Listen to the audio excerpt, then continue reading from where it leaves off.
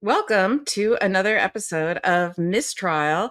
So excited to talk about everything that's going on at the intersection of law and politics, which is what we do on the Midas Touch Network and Legal AF and MissTrial and so many other shows on, if you're on the Legal AF Midas Touch Network YouTube channel, or if you're on the regular Midas Touch channel, it doesn't matter. That's what we're doing. And we're here to bring you the truth and to bring you our perspective on what is going on, especially because we only have about 2 weeks left before the election, that everything is on the line for this election. So I'm just so thrilled to be here with my close friends, my colleagues, Kathleen Rice, former member of Congress, former elected prosecutor, former federal prosecutor. I mean, God, you've done everything in your career. And same with you, Danya. You have just been, just had this incredible career as a federal prosecutor. You have done public corruption work, and now you are one of the leading lawyers in the country when it comes to litigation, white collar, et cetera. And just to have your guys' perspective, and of course, I am a career prosecutor, or was, and now I work with both of you. But just to have this perspective, especially right now with so much going on, so much on the line, is just such a great thing. And the fact that you guys, that we can all take time out of our busy schedules to really try to bring the truth to people so that they know exactly what they are voting for at this election. Because it's not just, do you want your gas prices to go up or down, or, do you want more or less immigration, or whatever it is. Like, it's not just about issues this time. This time, it's really, really about our democracy. And, Kamala Harris came out and said, she's not one to exaggerate. She's not one to, really kind of speak in hyperbole. And she actually came out and said that Donald Trump is a fascist. And that's coming from his former chief of staff and longtime advisor, Kelly, who's like, he's a Hitler-loving fascist, and this is a guy who was in the room with him every single day. And that is what is on the line. That is what is at stake. And so just to have you guys, the fact that we can talk about this and really explain what it means. There's a lot of articles coming out saying he's going to do this, he's going to do that. But really to have, especially you guys, because there's so much at stake here, and to talk about what it means when they say this might happen or that might happen, and can he do it? Can he not do it? So all of those things are things we're going to talk about, what's going to happen if he wins. But, it was so hard for me when we were kind of all talking about what should we talk about? There's so much going on, right? Like, we could talk about Rudy Giuliani losing everything in a matter of days, right? He's literally, everything's going to Ruby Freeman or Shay Moss. Or we could talk about abortion, right? Because so much is going on with abortion. Abortion's on the ballot. And Ron DeSantis in Florida is trying to send cease and desist letters to broadcast stations saying, don't publish anything about this amendment putting abortion on the ballot, but it's like, there's so much we could talk about. Or we could talk about the fact, did you see that Trump is being accused again of groping a model in the early 90s that apparently she was with Jeffrey Epstein and Donald Trump. And, I can't even believe it. I know we're not going to talk about these topics, but I just want to mention them because, I was reading this and I'm like, oh my God, another woman coming forward. And yet, I can't believe it. And she has a postcard. She has a postcard that is signed to her from Donald Trump with that distinctive, Sharpie, exactly, as proof.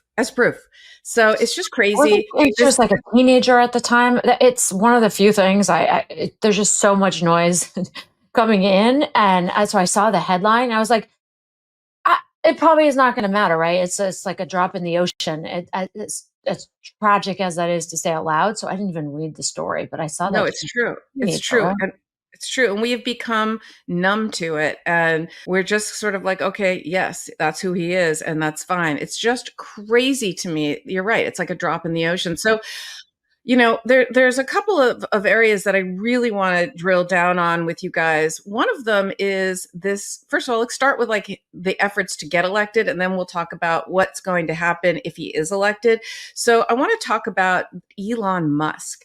What he's doing. He got a letter from the Department of Justice, basically telling him the stuff that he's doing by trying to pay people to register to vote is not kosher. So what is this letter? Is this like I mean, tell me about these letters that the Department of Justice sends out to people, because that's something that, I don't know that people kind of understand what that is. Do you have any perspective on that? I'll start. It's somewhat unusual. In general, I think in this case, not surprising. There are some questions, some issues, some concerns about this tactic, right? And I think, Elon Musk surrounds himself with, or had surrounded himself with, smart people. I think, like Trump, he kind of has weeded out some of the, voices of reason around him. And also, like Trump, he does not tolerate naysayers. And so it's hard to say how well counseled he was when he made this decision to just give away $1 million in this voting lottery. But so the Department of Justice, of course, took note. And look, we are just a few weeks out from an election. We've talked on the show about the quote unquote 60-day rule, where the U.S. attorney's offices around the country and the Department of Justice really don't take over law enforcement action in the little bubble that surrounds an election. And this one, obviously, even though Elon Musk is not a candidate, he's very closely allied, of course, with Donald Trump. For now, we'll talk about that later, but I'm sure there's not room in that relationship for two alpha men. But so they, they're not going to make any kind of prosecutorial decisions in between now and the election. And this is something that is so unusual that I think it would take quite a bit of investigation. It would take, research, and it will take, of course, some probably both covert and overt law enforcement action to be able to make any kind of decision. So this was a shot across the bow. It's saying, hey, look, what is this? We're looking at this. Maybe don't do it. And, it's hard to think that this is going to deter Elon Musk, right, with his hundreds of billions of dollars and his very clear sense of certitude about everything that he does. But at least it's kind of akin to like a cease and desist letter, like you've been warned, and now it's willful if you continue doing it. That's what I was wondering was, is that one of the reasons? So he can't say, I didn't know. Is that one of the reasons they did it, to show that, no, they're warning him, and then it becomes intentional or willful, as you said. And then they can prosecute him. And I think he's continuing doing this, right? I haven't seen anything since, but I feel like that would be true to form. It's hard for him to see that he would be cowed, by anything like this, especially because he thinks Trump's about to be elected and he's going to be the head of everything. I don't know what, the Government Accountability Office, and everything that goes with it. So I mean, that's the thing people need. Yeah, but that's the thing people need to understand. They're willing to commit every crime under the sun to get him elected, because they know that if he gets elected, he just won't prosecute them. He'll pardon them, or but he'll also, just. If I could just, I mean, yeah, no, but I think it's important to kind of talk about the position that Merrick Garland is in this particular instance, because it's such a blatant violation, in my opinion. And I'm not an election lawyer, but it doesn't take a rocket scientist to figure out that you can't basically pay people to do something, like in this context. Well, you've run for office several times. Yeah, have you ever, so these rules. Can you imagine? The rules are pretty specific, but it's not a surprise that Donald Trump is aligning himself with someone like Elon Musk, who basically flips the bird at any rule or regulation that he doesn't like. And I think it was kind of like a poking and a prodding of Merrick Garland. Like, so what are you going to do? What are you really like? There was such an outcry about, is this legal? How can you do this? The big checks. It's like Publishers Clearinghouse. Someone knocks on your door. And it's like, and you get $1 million and you get $1 million. I mean, it's absurd. And Can I read the text of the statute, the regulation, Yeah. just so people can hear and obviously there's interpretation of it, and there's this is a lottery and not a direct payment, but just the text of the regulation says that whoever, quote, pays or offers to pay or accepts payments either for registration to vote or for voting shall be fined not more than blah, blah, blah, or imprisoned not more than blah, blah, blah. So, so that's pretty straightforward, Danya, right? I mean, on its face, it seems to me. Now, this was a little more circuitous, right? He's not going up to people standing in line to vote and giving them those giant checks. Right. Oh, really? No, that's true. That's true. It's I think he's being a little cuter than that. But, a lot of people who commit crimes do it in more subversive, insidious ways. Right. Than it's like when you look at, when you're listening to wiretaps for like drug deals, like, they're like, can you bring the cake to the party? Right. Like they talk. Yeah. Yeah, but Danya, exactly. Danya, to your point that, making this public, which does go against this, kind of the 60-day rule, whether it's, implied or explicit. I mean, to your point, this investigation is not going to be done by the election day. So voters are not going to have an answer as to whether or not what Elon Musk is doing is legal. So then that kind of begs the question, why did he feel that he had to do it? Well, and let's be clear, certainly Merrick Garland was read in on this decision to send the letter. It obviously is so serious and rises, to the level that it would definitely get the attention of the Attorney General himself. Yeah. But it in this case, and I'm actually just uninformed about this. I'd be surprised if it was the Department of Justice who made this public. I assume it was Musk who publicized this. It's impossible for me to think that the Department of Justice would have gone overt with this. Unlike I think of FEC, the Federal Election Commission, complaints, right, could be public, but I think a letter from the Department of Justice wouldn't be. So I imagine that. No, I agree with you, Danya, but the point is that they had to have known that someone like Elon Musk was going to make it public. See, it's just a continuation of the persecution of anything related to Donald Trump. And it feeds into that narrative that is so dangerous. And Trump keeps pushing. He's not talking about anything policy related. He is only talking about how he is persecuted and using that as a justification for saying, hey, if I say I'm going to be a dictator for day one, who cares? Look at what they've done to me. I'm more investigated than Al Capone. I'm more this. So it kind of feeds in. They know what they're doing by releasing that. But it's not a reason not to send the letter to see if you can, get someone to stand down from something that could be potentially criminal, and have such an enormous impact on an election that's only, 13 days away. And this is why, and let's talk about why Elon Musk is doing this, right? He's doing this because he wants to have influence over the federal government. And why does he want to have influence over the federal government? Because he has, I think, something like $15 billion in federal government contracts between Tesla and NASA. NASA is so in bed with Elon Musk, and they are so dependent on him for SpaceX. And he wants to put his competitors out of business. He's also being investigated by several agencies, whether it's the SEC, because remember the whole thing he did with the I'm going to, whatever it was, the marijuana number, the 420, the whatever. He's like, I'm going to buy this stock. I'm going to sell the stock for 420, for Tesla. And like it sent the stock price is crazy. And the SEC is investigating that. He can, if Donald Trump gets in and installs him as the boss of all these commissions, he could shut down all the investigations into him. He can make it so that he doesn't have to worry about any regulation in the way of doing what he wants. And he can give himself all these federal contracts. Like everything's on the line for him. And so break the law, fine. Trump wins, he'll pardon me, or he won't prosecute me because he's going to be in charge. Like it's really amazing how if you're how the richest man in the world is truly, we're watching it before our very eyes.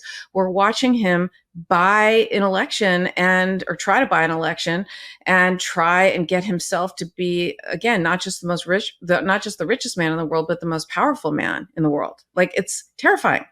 Well, it's this is like, where it's going to be interesting to see if there's, how long this relationship lasts. Well, certainly, I Yeah. think if Trump loses the election, the bromance is probably over. But they're both, uh, you know, I'm not a diagnostician, so I don't know. But like, so appear to have tendencies of toxic narcissism. So usually there's not room for two in that kind of relationship. But right now it's working for both of them for sure. And we'll see what happens in the next 2 weeks. But it is terrifying because Trump in his first term was able to use it to his own advantage, right? I mean, we've talked about this, but all the golf outings were all the Secret Service would have to stay at his hotels. Foreign dignitaries would come and stay at the hotels.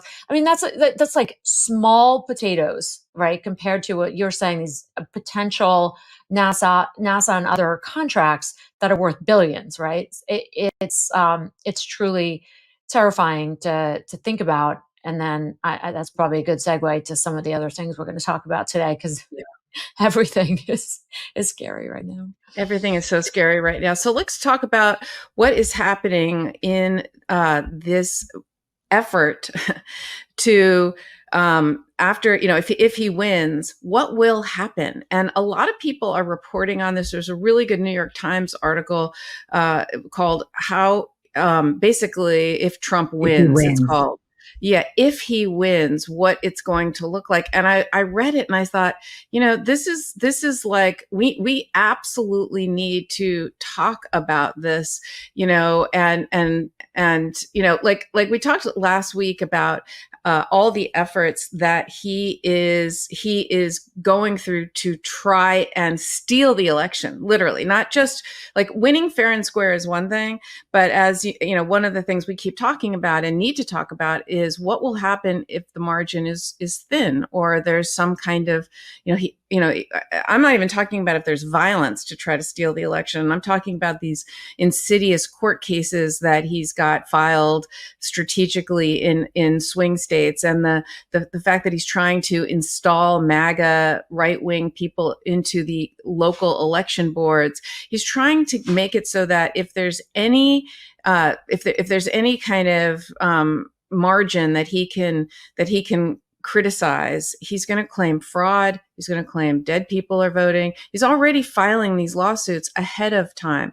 The election is stolen, and he's trying to make it so that these local precincts, or these local election precincts, don't certify the election in their particular county. And so if they don't certify, states have all these different, okay, well, then it goes to the legislature, then whatever it is, like they have these ways that he can say, okay, no, I'm going to make it so that it goes my way, even if he doesn't win. He's tried to say, oh, let's have hand counting in Georgia. Thank God the court there, the Supreme Court of Georgia, shut that down and said, no, we're not going to, you're not going to make all these last minute changes to try to create chaos. If he wins, it has to be fair and square, but that's not what he's interested in, because he's doing everything he has to do to try to win this election, even if he has to steal it, even if there has to be violence. And so, it's just unbelievable to me, really how terrifying it is. And, this New York Times article really kind of talked about what will happen if he wins. And, some of the stuff that he talks about in this, if he wins, I just don't even understand how he can get these things done, because he's not king, right? Like, you need Congress, you need, legislature to pass laws. You can't just wave a magic wand and make certain things happen. And so, it's just unbelievable to me, what some of the stuff he wants to do. And one of the things that terrifies me the most is that he wants to use the Justice Department to prosecute his adversaries, right? He talked about, as president, he will have the Justice Department investigate his enemies. And if he's reelected, he said he's going to appoint a special prosecutor to go after Mr. Biden and his family, which I thought was ironic, because his future AG potential, that leaked memo that has come out saying who his kitchen cabinet's going to be, right? Who he's going to install in all these various places. One of them was Eileen Cannon, right? The judge down in Mar-a-Lago who basically said, oh no, special counsels, you're not allowed to appoint, that's illegitimate. You can't do that. So I think it's kind of ironic that Trump is saying, oh no, I'm going to appoint a special counsel, to investigate the Bidens. Did you guys see that memo, or did you read about that memo? We haven't seen it. Did you read about that, about the people that that's just banana, Crazy. Right? Yeah. I mean, doesn't it smell like a rat to you? like almost like there was, like, we always thought, what is it? What is she looking for? What is Eileen Cannon looking for in the Mar-a-Lago case? Because why would she do these crazy, at first when she was reversed several times for making these crazy decisions, like appointing a special master in a search warrant, which of course the circuit court shot that down, and then now she's dismissed the case on the first day of the Republican National Convention, which was like a kiss to Donald Trump, that she's going to say, oh, she's going to rule differently than every other judge in the history of time has ruled, it's that special counsels are illegitimate. At first we were like, is she inexperienced? But then we're like, no, there's something she's looking for that's more than, she's looking for something. And this kind of feels like that's what she was doing. She was auditioning for higher office, like Attorney General of the United States. I was shocked by that. What did you guys think about that? Yeah. I mean, of all the people, right, this one, and it the problem is, though, that as we've seen with the Supreme Court's ruling on immunity, that is an area that the Supreme Court will believe is sacrosanct. He can, even if they had an explicit conversation before he, when the case was pending in front of her, where he said, dismiss this and I'll appoint you Attorney General, I don't think that could be prosecuted anymore. This is an area where the Supreme Court gave him essentially full immunity, certainly into those core Article 2 areas of his discretion, including conversations he has and appointments that he makes within the Department of Justice specifically. So he can appoint her even if they had that explicit quid pro quo. At least he will think he can, given that he wasn't president at the time. I mean, who knows, right? But he will believe at least that he has absolute immunity for making that decision. And and that's a scary one, given the decisions we've seen, even within the fairly conservative 11th Circuit, which has slapped her down quite a few times. We'll see if they do it again on this dismissal of the indictment.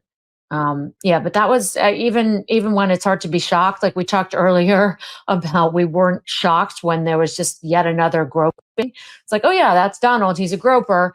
And the same thing with this. It's like, oh yeah, of course he's going to give, Eileen Cannon, like there's, a couple people that you would think would be so beyond the pale that they wouldn't be under consideration, and she might be one of them. But no, it sounds like from this leaked memo that she might be on the short list.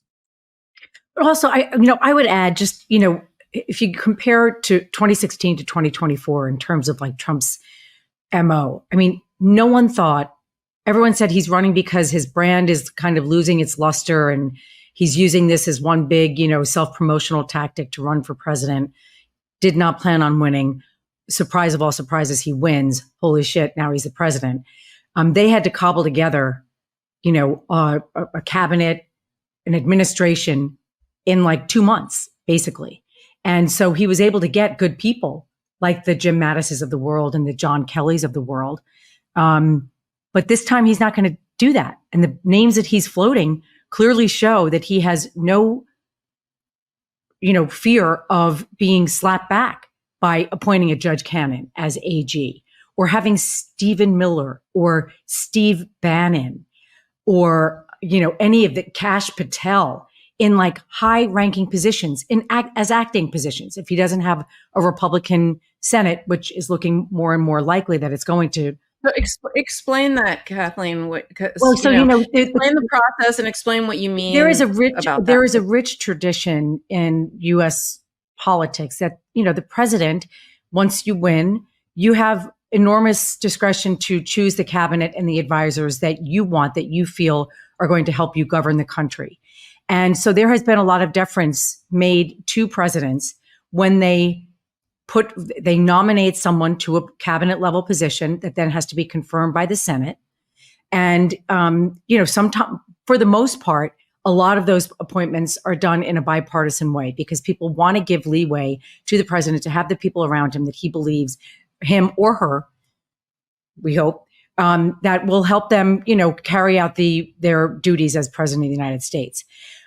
What happened during the Trump administration was he got, most of the people that he put before the Senate approved. But after those people started leaving because of they didn't want to work for him anymore, he was forced to kind of put people in acting positions because they were not going to get approved. They were not going to get confirmed in the Senate. And so you have people Is there any difference in what they can do as an acting? No, there is no difference. And that's the point that, there has to be some oversight. They have. So that's terrifying.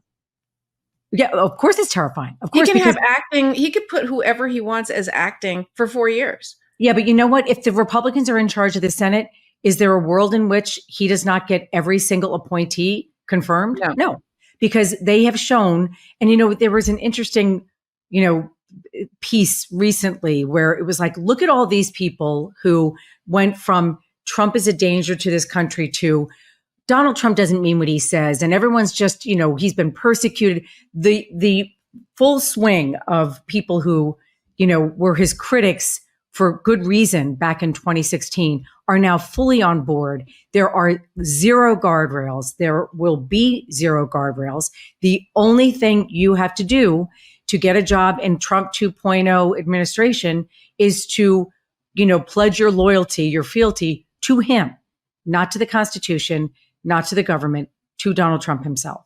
And there are plenty of people, as we know, out there willing to do it. And there is zero people in the Republican side of the Senate right now who are willing to come out and criticize him at all. So yeah, it is scary. And by the way, for him to say he's going to, revive the presidential power of being able to impound funds that have been appropriated by Congress. Remember, Congress appropriates the funds. That is one of their sole duties that they alone have. The president can decide to impound those funds if it is a program that he disagrees with. What does that mean? Impound? What do you mean? I am going to hold that money, and it's not going to go to whatever this program is that Congress, said this is where this money is going to. They appropriate money to this, to that, to this, to different agencies, to different programs. He can say, I am not going to allow that money to go there. And is the Supreme Court really going to stop him? They've said he has absolute immunity to do whatever he wants. Kathleen, isn't what he threatened to do with Zelensky and that perfect phone call? Yes. That money had been allocated to Ukraine and he tried to impound it. Exactly. That's helpful context. I was wondering at the time, how can that's a good point, Danya. Yep. Yeah, Karen, you alluded earlier to his former chief of staff, John Kelly, coming out. He did an audio interview with Mike Schmidt of the New York Times. And, this is a 4-star general, right? Not exactly a left-wing wingnut. And, he is basically calling Trump a fascist and saying that he has fascistic tendencies and that he admired Hitler in some ways, right? That just like he said for the Charlottesburg, violence, that there are good people on both sides. According to Kelly, he said that, there were some good things about Hitler, which is truly shocking, even for people who aren't shocked that he groped a teenager some decades ago. They should be shocked that he admires Adolf Hitler.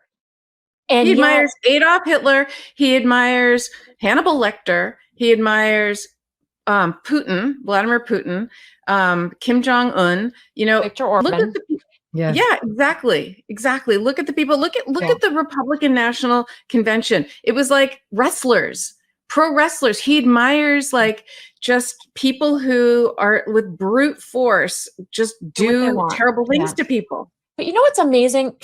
Those people, Putin doesn't brag about or chuckle about killing his political opponents. He doesn't talk about it.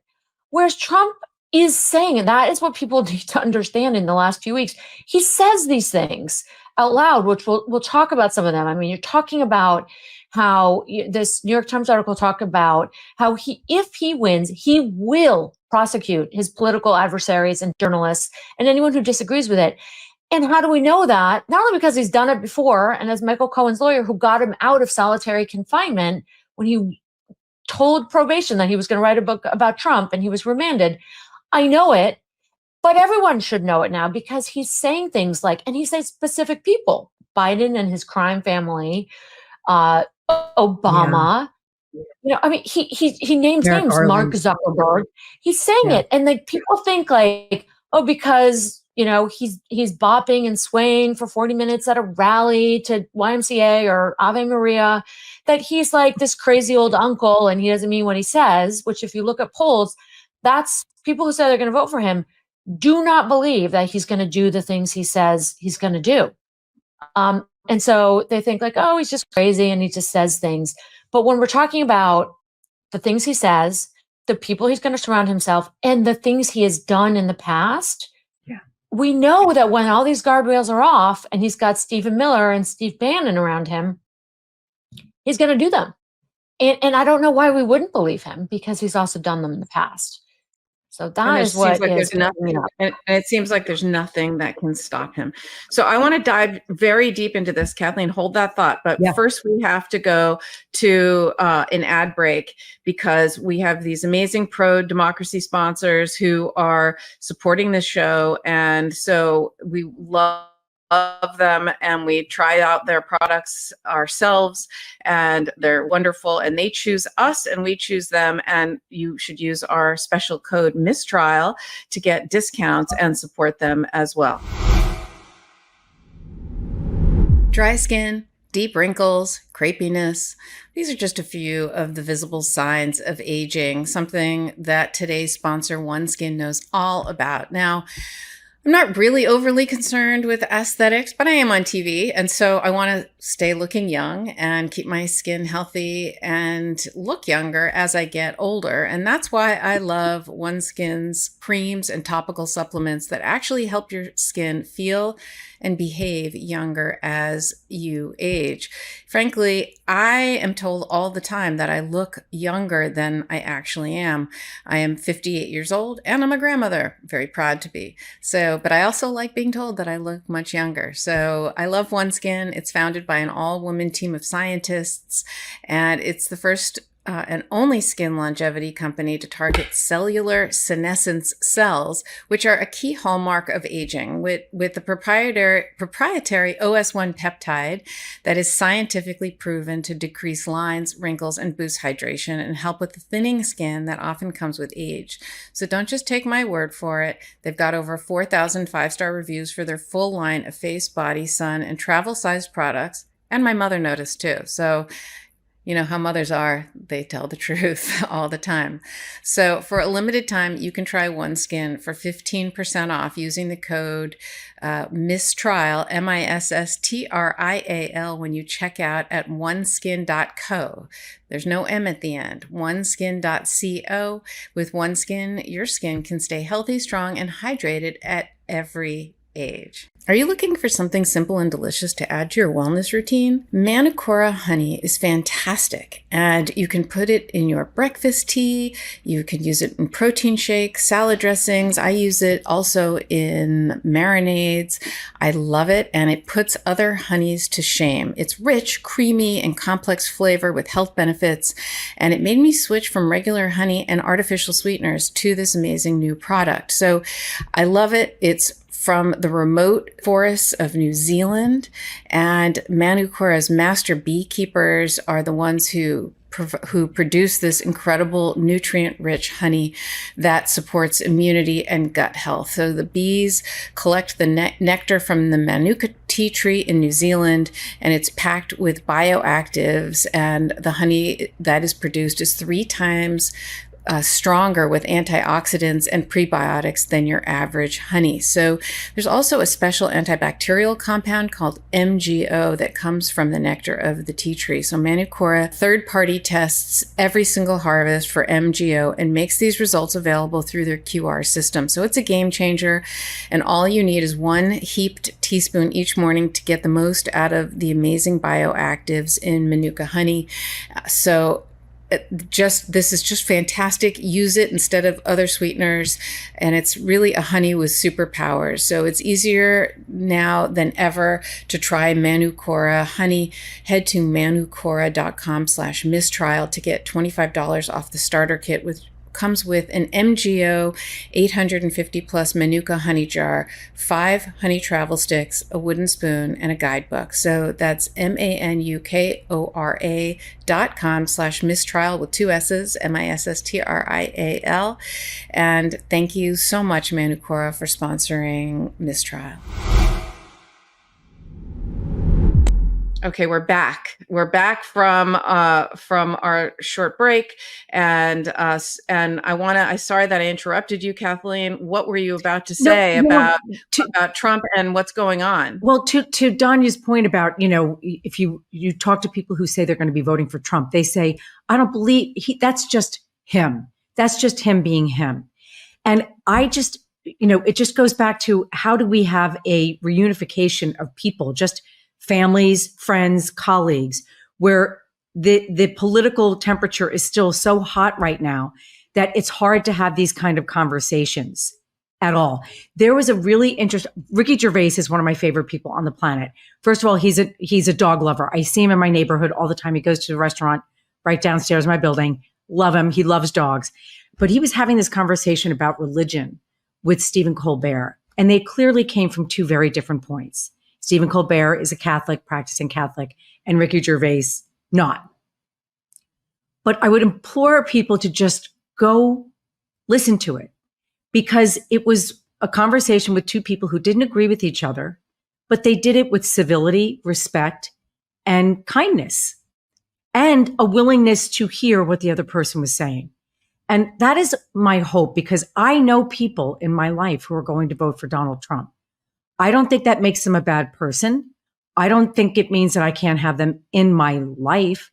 But how do we get to a point where there can be some kind of healing in this process? I don't know. Maybe I'm just maybe that Ricky Gervais and talking about religion made me think that there was some kind of divine intervention that can happen here that will make people have whatever grievances they have, but do not put them onto an iconic figure that you then elevate to a position that they don't deserve. Yeah. I'll leave it at that. I mean, look, I like you, I have people in my life as well that are going to vote for Trump. And I've tried to civilly talk to them and have those conversations, but they'll parrot things that clearly Trump has put in their brain, and they don't do any kind of investigation themselves, and they make excuses and they don't care. They're like, no, he's my guy, and you're just trying to tear him down and say things. I don't believe any of it. And, it's terrifying. It's terrifying. It's also, if I could just throw in, because I think we're going to get into Ron DeSantis and what's going on in Florida with abortion. I mean, so if Trump loses, is that the end of Trump? Is that the end of MAGA? Or has MAGA become the Republican Party? And if you look at what DeSantis is doing in Florida and other governors, Republican governors across the country, I think MAGA survives Donald Trump losing. I think in the immediate, in the short term, until people say, no, we don't want you, Ron DeSantis, we want Trump, or we want Donald Trump Jr. What is the shelf life of MAGA if Trump loses in 13 days? Anyway, just throwing that out there. No. But just to follow up on what you were saying about Florida, what Ron DeSantis is doing is on the ballot in Florida is Amendment 4, which is about literally putting the right to an abortion up to viability for a woman in Florida, which is, I think, about 22 or 23 weeks, because currently the law is 6 weeks, 6 weeks. and most women don't know they're even pregnant yet before 6 weeks, right? It's like sometimes it doesn't even show up on a pregnancy test yet. So how are you supposed to know that? And so they're trying to put that in the Constitution. And what is happening is, like any other political idea, people are running ads to support it, and other people are running ads against it. I mean, that's what happens in a democracy, right? You try to win over hearts and minds by saying, I believe in this and you should vote for that, or don't do this or don't do that. And there was an ad that of a woman who was talking about how she was diagnosed with brain cancer while she was she wanted to get pregnant, she wanted to have the baby, but she was diagnosed with brain cancer during the pregnancy, and they said, you have to terminate this pregnancy because otherwise, we have to treat you or you'll die, and then of course the baby will die, and so we have to terminate the pregnancy so we can treat you. And how important that was, and how she couldn't get that done in Florida. And they're like, look, I have another daughter. She was going to be without a mother if I die, and this, I don't want to lose my pregnancy, but I have no choice. And she couldn't do it. And what did Ron DeSantis do? He used his health department, right? And he sent them he said, this is a cease and desist letter that I want you to send to all the broadcast networks that are thinking of airing this ad, and I want you to send this cease and desist letter, which the head of the health department did, he did, and then they went to court, and the federal judge basically shot them down and said, that's violation of the First Amendment. You can't do that. You're not allowed to do that. You're not allowed to use the government to violate someone's First Amendment rights. And thank God. Like I think they were talking about the fact that they alleged that the information in the ad was false, which it was not, and they said you're basically trying to use that as a justification for the cease and desist, and it was not. And I do believe, Karen, that she was 20 weeks when she was diagnosed with brain cancer, and this was before the 6-week ban went into effect. So she was able to take care of it, but only by the luck of, I want to say God, but thank God she was able to do that. But there was nothing false about the ad whatsoever. But this is what I'm talking about in terms of like people trying to out Trump. Here is a woman who would have died because she couldn't get life-saving cancer treatment that would have killed her baby anyway. And this is what's happening to women all across the country. Maybe next week we can talk about the gender divide, because we'll be even closer to that. I think that one of the things that we can't quite calculate, and pollsters, I don't know if they've been able to kind of capture this, is the extent to which women feel that they are under attack, regardless of whether they are a Democrat, a Republican, or an independent. And that can be a subject for another day. But this just shows you the steps that Ron DeSantis, Republican governor who still has presidential aspirations, don't anyone think that he doesn't, and this, he's trying to out Trump. Yeah. It's unbelievable. It's just outrageous. It is outrageous that women, I think it's so important. If you don't, look, every single economist, regardless of what their political background is, says that Kamala Harris's economic plan is far superior to that of Donald Trump. So for all these people who say, I don't like the way he talks. I don't like yes, I have a wife and a daughter. I don't like the way he talks about women, but this is a purely economic decision for me. I don't understand that, because every single economist is saying, for those of you who care about the economy, Harris is better than Trump. Full stop. That's it. Another one of those things, Kathleen, like the last time, one of the few legislative accomplishments that he had was giving tax breaks to rich people and corporations. And he's going to do it again. He says so. And so why people who are in the middle class or lower think that he's going to help them, that is one thing. Like, I do get it. Like, if you are, rabidly anti-choice, you're going to vote for him if you're a one choice voter. There are some people over, the war in the Middle East that might vote for him for that reason. One issue voters kind of things. But people, who don't believe that he's going to, double down on his fascistic tendencies, and people who think like not the top 0.01% who think that he's going to be there to help them economically, that I actually can't. This is like you were saying, both of you, that you people in your life that you talk to, like if it's over that, I actually don't know how to have the conversation, right? Yeah. It's very difficult. How do you explain to them that he's not going to actually help them and he doesn't care about them? Yeah, look, to your point, Danya, some of the things he says that he's going to do for the economy is he wants to make it so that things like, he wants to phase out all of the Chinese imports of essential goods and electronics and impose rules, right, to stop U.S. companies from making investments in China. That's going to have a huge impact on this economy. He's going to impose a universal baseline tariff, right, which is like a new tax on anything that comes into this country. How about the mass deportations? What that's going to do to worker production in this country? It's true. Yeah. It's true. Yeah. Just on that level, forget the humanitarian and other levels that you might think about that. If that doesn't deter people, what is it going to do to the labor force? It's because unemployment is at a real, low right now, right? So it's not like this common fallback argument, they're taking jobs from Americans. That's not the case right now. And so it is going to devastate the workforce, and as will the tariffs. But I guess that's not the kind of thing people want to wrap their heads around in the lead up to the election. They're not thinking about the tariff.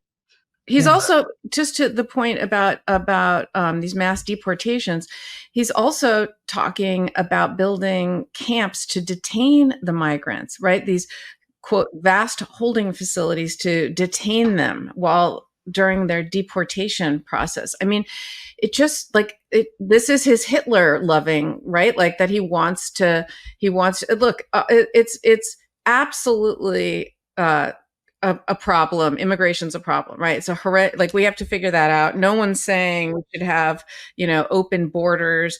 And in fact, there was a bipartisan law that both parties agreed on that could have passed and could have been signed into law and could have stopped this mass migration into this country. And Donald Trump called his Republican cronies and said, don't do it, because I want there to be chaos in this election so that I can then get elected and fix it. Everyone knows what the solution is. Everyone agrees on the solution, and Trump is not allowing it to happen so that he can try to get elected. And what is he going to do? Then you're going to see all these laws being passed, and he's going to build these concentration camps, and he's going to put people in them.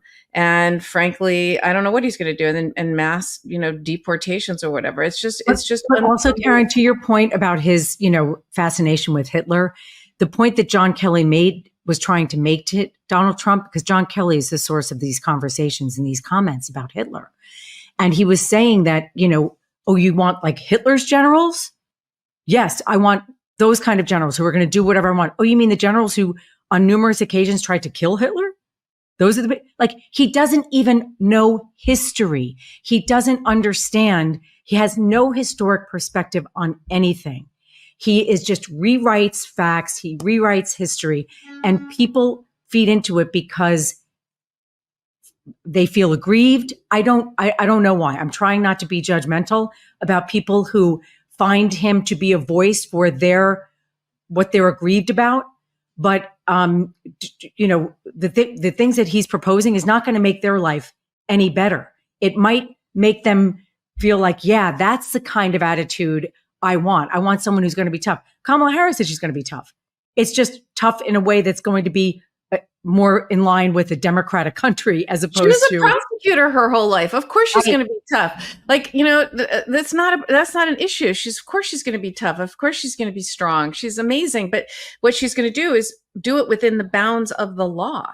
Right? She's not going to break the law. This guy, he's saying that he's going to prosecute journalists, like unbelievable. He's going to use the military on our soil, right? He's going to use the military to do all of this. You can't do that. I mean, well, to that point, also pull out of NATO. Yeah, well, that he didn't get to do it the first time, but the other thing that I could not believe I don't know why I'm saying I can't believe he said it. He was on the curved couch on Fox and Friends or Fox Morning, whatever the show's name is, and he's like, "I'm going to leave here actually right after I finish speaking with you. I'm going to go upstairs and I'm meeting with Rupert Murdoch, and I'm going to tell him that he needs to stop playing these bad ads against me for the next 30 days because it's not going to help, and we need to win, and he wants us." We all want me to win, Wait, what? That's not, you can't do that. If you are a broadcaster that's regulated by the FCC, you cannot do that. You can't just say we're going to play these ads and not these. There are rules that apply to that. But it's just the level of his, whether it's, he knows that he can say anything and get away with it. Like I can kill someone on Fifth Avenue in broad daylight and get away with it. And here we are 8 years hence, and it's true. He seems to be able to get away with whatever he says and wants to do. It's true. It's absolutely true. I have a question, Kathleen, just as a former lawmaker yourself, a former member of Congress. One of the things that he says that I just don't understand how he can do it. He talks about wanting to take control over agencies, independent agencies that Congress has created that are supposed to be independent from the White House. He says he's going to bring them under presidential control. He also says he's going to, as you said before, impound funds that Congress has appropriated for programs that he doesn't like. He says he's going to issue all these executive orders to do things like fire long-term civil servants or fire intelligence agencies people in law enforcement and State Department and the Pentagon and the people he thinks are in the deep state, and he's going to appoint these lawyers that are whether it's Todd Blanche or Stanley Woodward, who represented many of the Waltine Nada and many of the witnesses in the Mar-a-Lago documents case, these loyalists, these people that will do and say anything to him. And I just, what are the control? I mean, I guess my question for you is, what are the guardrails or controls that, our Constitution sets up 3 equal, branches, right? And they're supposed to all be separate but equal. What can Congress do to, whether it's the House or the Senate? I mean, obviously if they're Republican, they're not going to do anything, but let's just say the House, let's just say the Senate stays Democrat, or we win the House. What can Congress do? And what can how is he going to get away with all this stuff? Well, so basically he's going to have his appointees who are going to be his cabinet chiefs, who are going to head all the agencies, and they're going to have their mission statement, and they're going to carry out whatever orders he says. So if you get rid of all these long-term bureaucratic, people who represent the deep state, he's going to be able to get rid of those people. He's not going to have to do that in the Pentagon, because there are high-ranking military employees in the Pentagon who are saying, if Donald Trump wins, I'm out of here. I'm leaving. And there is going to be a brain drain, the likes of which we have never seen out of the Pentagon. Now, you might have a handful of people who say, look, I'm going to do what John Kelly did. Claire McCaskill tells the story. She said, look, I worked with John Kelly. And when he was offered the position of chief of staff, she said, how could you do this? How could you work for this man? And he said, I feel like it's my civic duty. This is a man who spent 40 years in the military. He has a very strong belief in, doing everything that you can, of public service, of sacrifice, of, being that guardrail. And he did it for as long as he could. But there is not much that you can do. You have enormous power agency chiefs have enormous power. We know that what Donald Trump wants to do is decimate the federal workforce. And he can do that just by forcing people to retire or firing people or, just shrinking the needs of each individual department, because he wants all of that power in his office, in the Oval Office. He doesn't want agencies. And with the Supreme Court, with their Chevron decision, which I'm not a legal scholar, and Danya, you could probably talk more about this, but they basically have said, they want to limit the power of agencies to kind of do rulemaking and promulgate regulatory structures. They've already rang that bell, the Supreme Court. And so if Donald Trump goes in that direction, is he going to, if he gets in, people sue him, what's going to happen? If cases go to the Supreme Court, what's the likely outcome, Danya, right? Yeah, no, that's exactly. And that's what he did the first time. That's what actually he's done his whole career, is file lawsuits and let the law catch up with him. And we've talked about it on the show so many times. He has used delay tactics to such advantage for so long. So yeah, he could try and gut the entire federal workforce. They've said they're going to do it. We know they're doing it, right? This is in Project 2025. And, they talk about it all the time. So all of those, hardworking, right-thinking bureaucrats who've been toiling away, making sure trains run on time, like literally, right? They're going to be gone. And appointees will be in there who have never done transportation or urban planning or anything like that before. And so people can sue, and then years later, maybe there's a ruling, and then maybe it goes up to the Supreme Court. And then, so he's going to act with impunity. There just is no question. And, catch me if you can, I think has been his motto, and no one's caught him yet, even though he's been convicted in Manhattan. And that's just on ice for however long it's on ice, and then we'll go to the Supreme Court. So he's been remarkably successful. And no, he really has. It's really an unbelievable strategic. It's like, it doesn't feel like it's intentional, but somehow it all seems to be working for him. And I think I don't know that I think what he really wants is to win so that it's his get out of jail free card. I mean, so that he can essentially pardon himself, pardon his family, pardon all his friends, and I mean, dismiss the cases against him. And, he's going to be 80 soon. There's no way he wants to, continue to work this hard into, we know he likes to play golf, like, right. And I just don't see him doing much other than doing this for himself and for his family. And, and then we'll have a JD Vance, presidency that is, that's what's terrifying to me, and I do think that one of the things he's going to do is he's going to try to get us out of NATO. He's going to essentially make us this isolated island of a country where, trade is not great. He's going to negotiate things with dictators to, he'll say, oh, I ended the war in Ukraine. How's he going to do that? He's going to do it by essentially trying to hand Putin, Ukraine. And he's going to make us this little island of a country where he's the king. He wants us to be like North Korea, right? Like, it's just unbelievable, I think, what he's trying to accomplish here. And so far the courts have been, not all of them, and not the Supreme Court, but a lot of judges who are the true heroes. It's like, not all, I was saying yesterday on Legal AF, not all heroes wear capes, they wear robes. They're the ones who are putting the guardrails in when you get a judge that's not, a MAGA appointee like Eileen Cannon.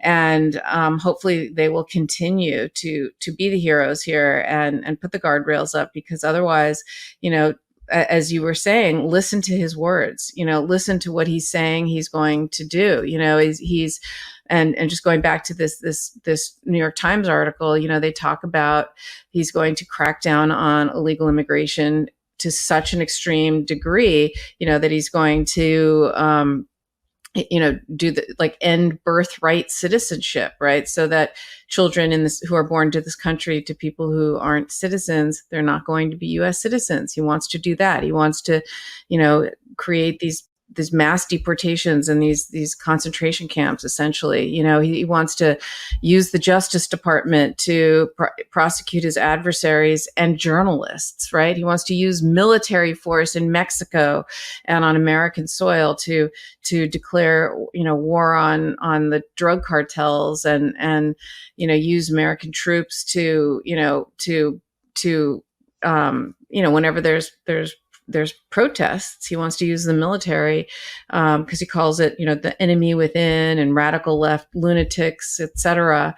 So any protests that about things that he does, he wants to use the military and military force to shut it down. And so it's like we're going to be, if he wins, we're going to be stuck with his horrendous policies, because if we speak out against them or protest against them, he's going to prosecute and persecute people. Like, it's just crazy. So you have to just, it feels like The Handmaid's Tale again. He wants to increase presidential power and control the agencies and impound funds and essentially, just do all the things we've been talking about here. And, I just, it's terrifying. As you guys said, all the economists say that it's going to be bad for this country. And I just absolutely can't believe that he can potentially get away with it. So, we just have to encourage people to go out and vote. And it's not just about the president, but it's about, Congress as well. We absolutely have to make sure that the Republicans don't control the House, the Senate, and the presidency. Hopefully it'll be a blue wave. And hopefully Kamala wins. I think she's, got a lot of momentum, and I love her policies. And again, as we were saying, she's tough. She was a prosecutor like we were. Prosecutors are tough, and she can do this job, and she'll be, absolutely amazing. So yeah, I also would love to have the conversation after this. If she wins, I think it's great. Obviously, it's going to be shattering that glass ceiling once and for all.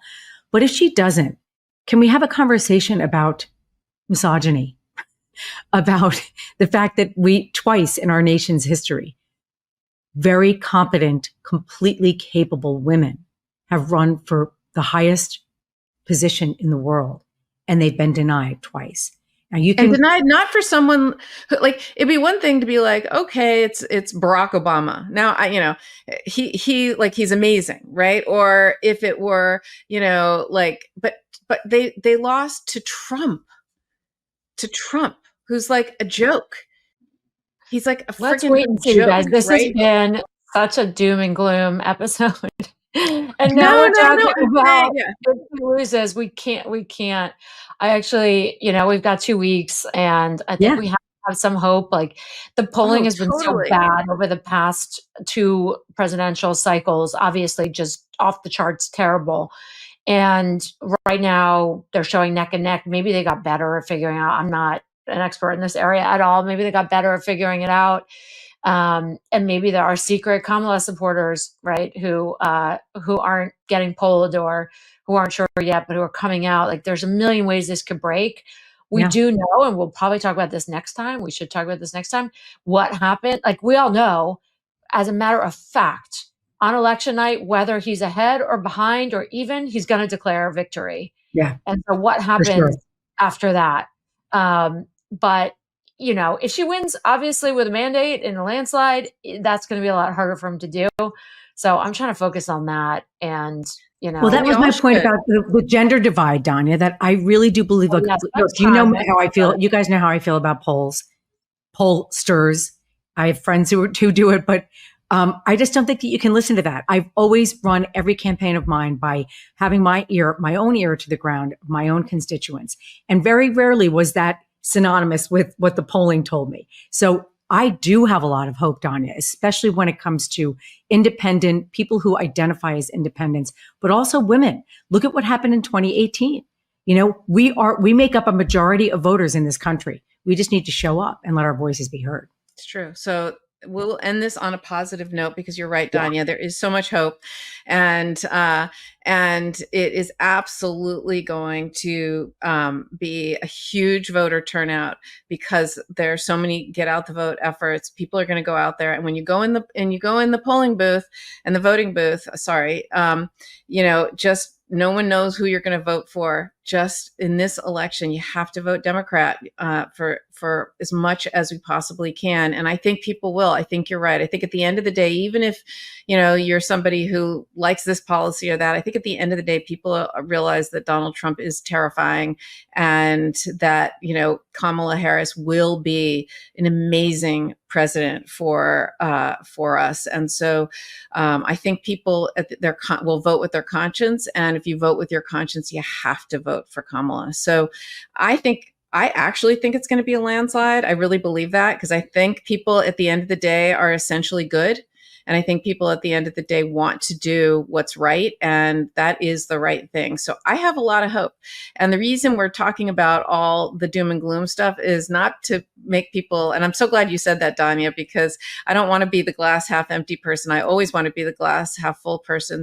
But the reason we talk about it isn't to have people lose hope. It's so that people realize how dangerous it is. Like, for the people who are just like, maybe, I don't know, maybe he doesn't mean it. We have to show them, no, this really is serious, right? This has to happen this way. It's really serious. And we're trying to give people the tools when you're at the dinner table and you're talking to people. We're trying to give you the tools to kind of have those conversations and know how to answer those individuals, so that you can maybe convince them, and maybe they will vote with their conscience and what's best for the country. So we've reached the end of another episode of MissTrial. I love being with you guys. I love seeing you, and I love having these conversations with you. I learned so much from both of you. I was never a federal prosecutor. I've never run for office. I was never a member of Congress.